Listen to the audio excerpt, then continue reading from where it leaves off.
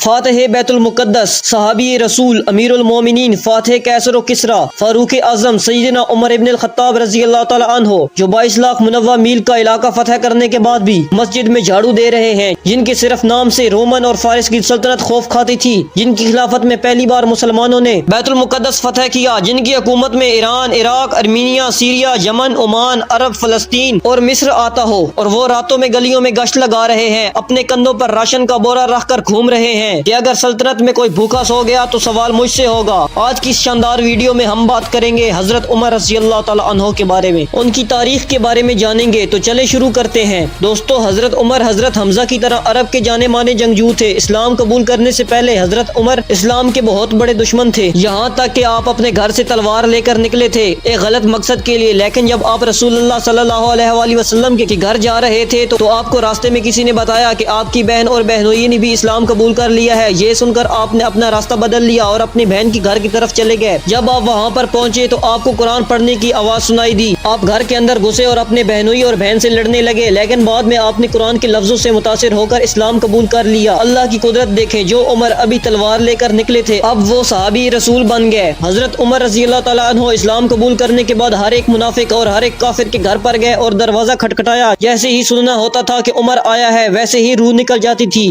آپ کہتے تھے میں نے اسلام قبول کر لیا ہے، آؤ اور تم بھی میرے ساتھ شامل ہو جاؤ، یہاں تک کہ آپ نے اعلان کیا کہ اگر کسی نے اپنی بیوی کو بیوہ کرانا ہو، بچوں کو یتیم کروانا ہو، وہ آئے اور عمر کا مقابلہ کرے۔ حضرت عمر رضی اللہ تعالیٰ عنہ کے اسلام قبول کرنے سے پہلے مسلمان چھپ کر نماز پڑھا کرتے تھے، لیکن حضرت عمر رضی اللہ تعالیٰ عنہ کے اسلام قبول کرنے کے بعد مسلمانوں نے بے خوف ہو کر نماز پڑھنا شروع کر دی۔ حضرت محمد صلی اللہ علیہ وآلہ وسلم نے حضرت عمر رضی اللہ تعالیٰ عنہ کو فاروق کے لقب سے نوازا تھا، جس کا مطلب ہے سچ کو جھوٹ سے الگ کرنے والا۔ رسول اللہ صلی اللہ علیہ وآلہ وسلم نے فرمایا کہ میرے بعد اگر کوئی نبی ہوتا تو وہ عمر ہوتا، جس راستے سے عمر گزر جائے اس راستے سے شیطان گزر نہیں سکتا۔ اس دنیا کی تاریخ میں کوئی ایسا بادشاہ، کوئی ایسا شہنشاہ نہیں گزرا جو 22 لاکھ مربع میل کا علاقہ فتح کرنے کے بعد مسجد میں جھاڑو دے رہا ہو۔ آپ کی خلافت کا یہ عالم تھا کہ آپ راتوں میں گلیوں میں گشت لگاتے تھے کہ اگر کسی کو کوئی ضرورت ہو وہ میں پوری کر دوں، اگر میری خلافت میں کوئی بھوکا سو گیا تو سوال مجھ سے ہوگا۔ ایک بار آپ ایک گھر کے سامنے سے گزر رہے تھے تو آپ نے اس گھر سے روتے ہوئے بچوں کی آواز سنی۔ جب آپ نے ان کی ماں سے پوچھا تو ان کی ماں نے بتایا یہ بچے بھوک سے رو رہے ہیں، تو آپ عوام کے گودام میں گئے۔ وہاں پر حضرت عمر رضی اللہ تعالیٰ عنہ نے اناج کا بورا اپنی پیٹھ پر رکھا اور پھر ان بچوں کے گھر پر آئے اور اپنے ہاتھوں سے انہیں کھانا بنا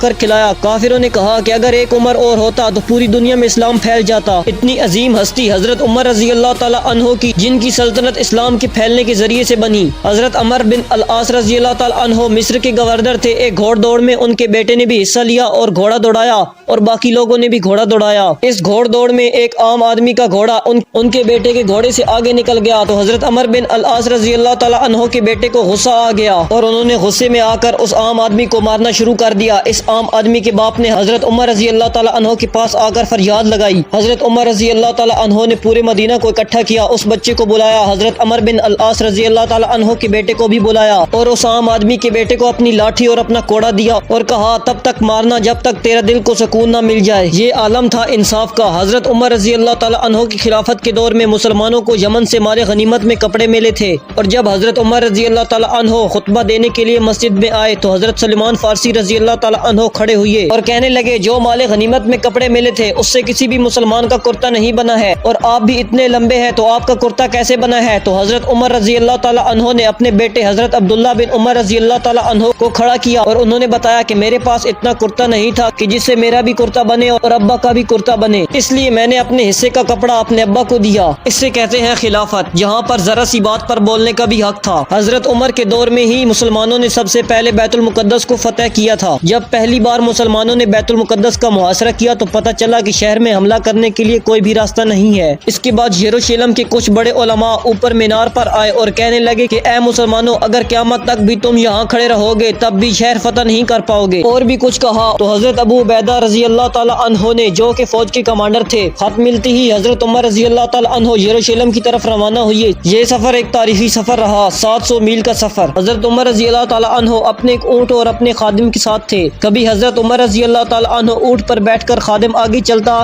تو کبھی خادم اونٹ پر بیٹھتا اور حضرت عمر رضی اللہ تعالیٰ عنہ آگے چلتے۔ جب حضرت عمر رضی اللہ تعالیٰ عنہ یروشلم پہنچے تو خادم اونٹ پر بیٹھا ہوا تھا اور حضرت عمر رضی اللہ تعالیٰ عنہ اونٹ کے آگے چل رہے تھے اور کپڑے بھی کافی پھٹے ہوئے تھے۔ لوگ سمجھ نہیں پا رہے تھے کہ خادم کون ہے اور امیر المومنین کون ہے۔ جب لوگوں کو پتہ چلا کہ اتنی بڑی سلطنت کا بادشاہ ایسی زندگی جیتا ہے تو یروشلم کی کافی بڑی آبادی نے اسلام قبول کر لیا اور خون کا قطرہ بہائے بغیر ہی مسلمانوں نے یروشلم کو فتح کر لیا۔ یہ شان تھی میرے نبی حضرت محمد صلی اللہ علیہ وآلہ وسلم کے غلاموں کی، تو سوچیں ہمارے نبی حضرت محمد صلی اللہ علیہ وآلہ وسلم کی کیا شان ہوگی۔